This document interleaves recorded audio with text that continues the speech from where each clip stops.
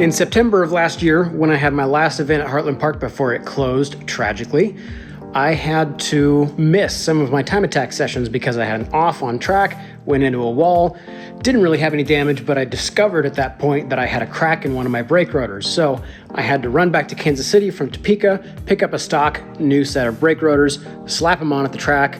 Luckily, I had a new set of pads with me as well that I could slap on there, and they've been on there ever since.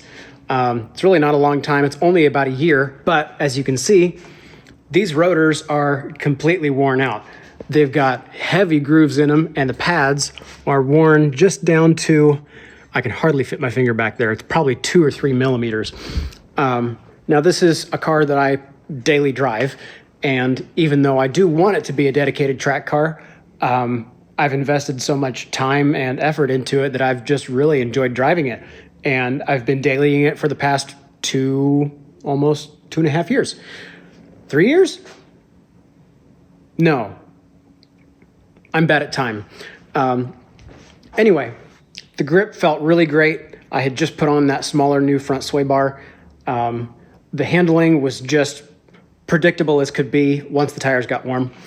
The steering has a great feel.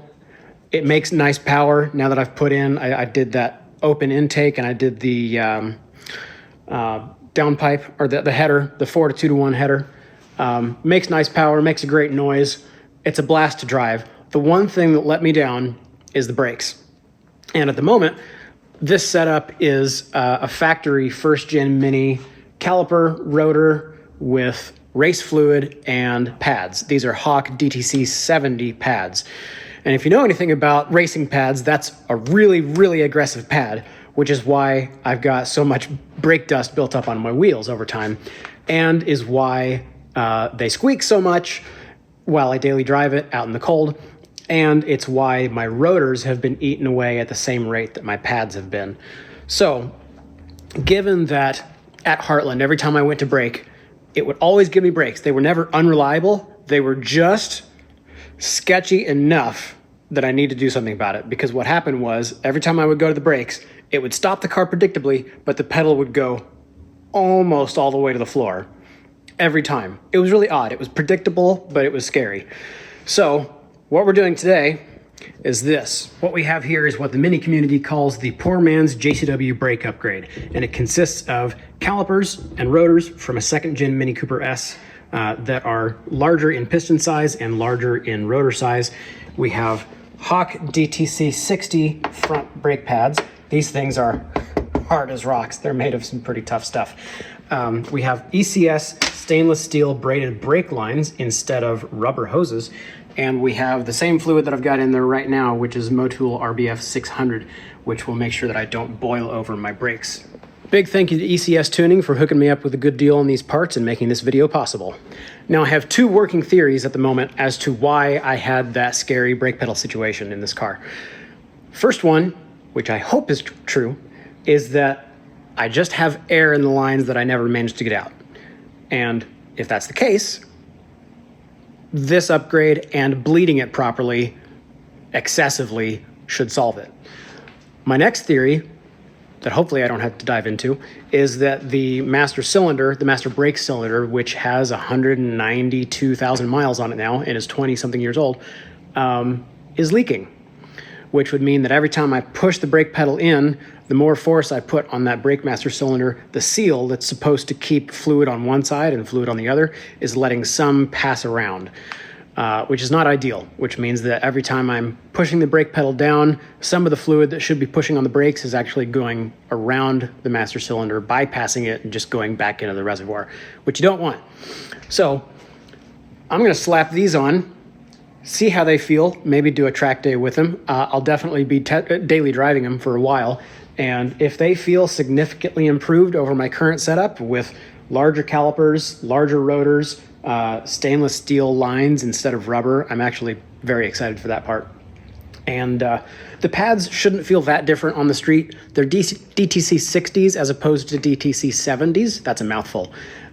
Supposedly these have a slightly lower temperature threshold for activation, but They have a little more feel in modulation instead of just being a bring you down to speed really quick pad.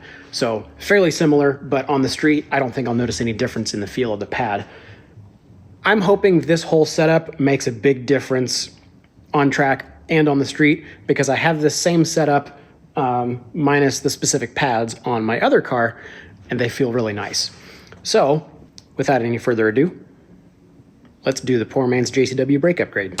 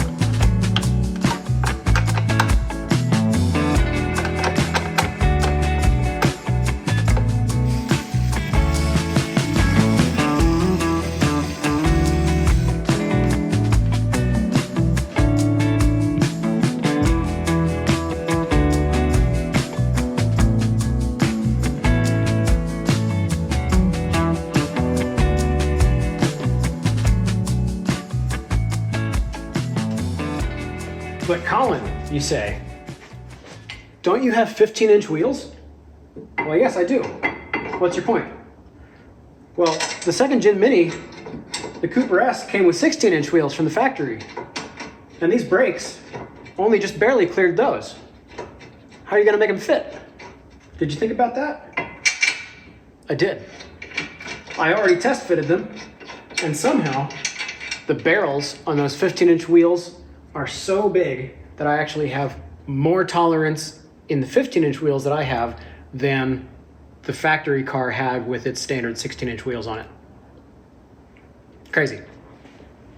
And the other reason I'm allowed to do this, even though I participate in a time attack class that's fairly restrictive in terms of modifications, is because of the wording that they use in the brake upgrade section.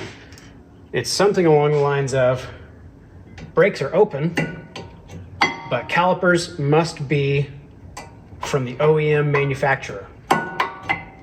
So if you think about it, I'm actually doing a fairly minimal upgrade here, because I'm just stepping up from a single piston to a single piston with a slightly larger piston and a slightly larger rotor, when I could, if I wanted to put bigger wheels on it, be putting the 6-piston GP2 calipers on it. However, that would probably fall outside of the other overlying rule, which is to say that the spirit of the rules would not really accept that. I think that would be a bit of an unfair advantage. Now, I should preface, I'm not trying to do this upgrade in order to solve the problem that I was having where the pedal would go to the floor. I've been wanting to do this upgrade for a long time, and I'm kind of just taking this opportunity to upgrade my brakes since, you know, I'm using 200 treadwear track tires, and this car has a lot more braking potential than the pads and the calipers, the rotors could all stand up to, since it has such stiff suspension and sticky tires. So I'm kind of just killing two birds with one stone, hoping to do the upgrade, bleed the brakes, have it be better, and have it be fixed.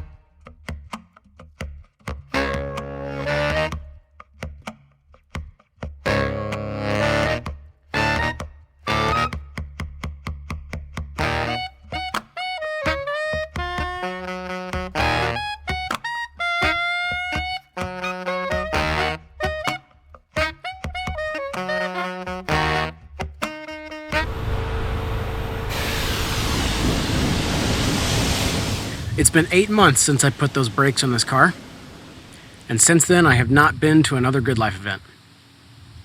In fact, I haven't even been on track with it yet. So I can't really tell you how well they do on the track, but what I can tell you is they make a lot of brake dust. They don't squeak quite as much, but they are more powerful. My vinyl's not looking too good these days, and that's to be expected. It was cheap $300 eBay vinyl. It's been on there for 2.5 or 3 years. But in addition to my, let's say, beginner installation skills and the UV coming from the sun, it's looking pretty bad. I've got a big project coming up, and I don't know exactly when it's going to happen, but I do know what I want to do. Part of the reason I haven't been to a Grid Life event since I put these brakes on last year is that I saw a video of a Honda Fit rolling over at a track event. And it's scary looking, but the car had a cage in it, and the front area around where the driver sits was totally untouched. And the rear area at the back of the car, they're hatchbacks, so the trunk area was totally smashed in, the area where the cage was not. And at that moment, I was kind of convinced that I wasn't going to go to another track day until I put a roll cage in this car. Because I like to send it as hard as I can.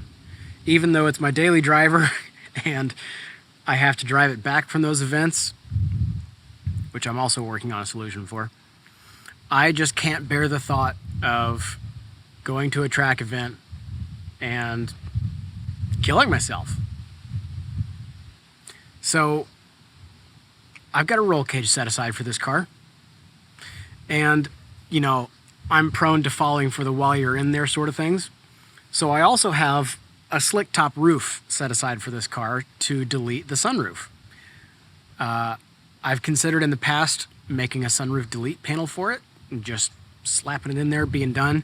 But, you know, I'm a tryhard, and I do things the proper way, even if, you know, it's to my own detriment. So I've got an entire roof ready to go on this car that I chopped off of another car in a previous video a couple of years ago. I'm going to put the roll cage in the car. I'm going to paint the inside of the car and gut it, take all the plastic trim panels off. I'm going to put that slick top roof on it. And maybe at the same time, as a solution to the nasty failing vinyl, I'll paint the outside of the car. This same color. Ideally, it would look just like this in my mind. But clean, fresh paint instead of vinyl. That's my goal. But I can show you all that later. That's not what this video is about. But I'll at least leave you with this. Let's see. Adjust my exposure. How cool is that? I'm back. And I'm doing a lot of cool things. I have some projects set up for the future. You're going to see a lot of content of this car with the roll cage and the roof swap and the paint. It's going to be cool. I'm looking forward to it. I've forgotten how to end a video.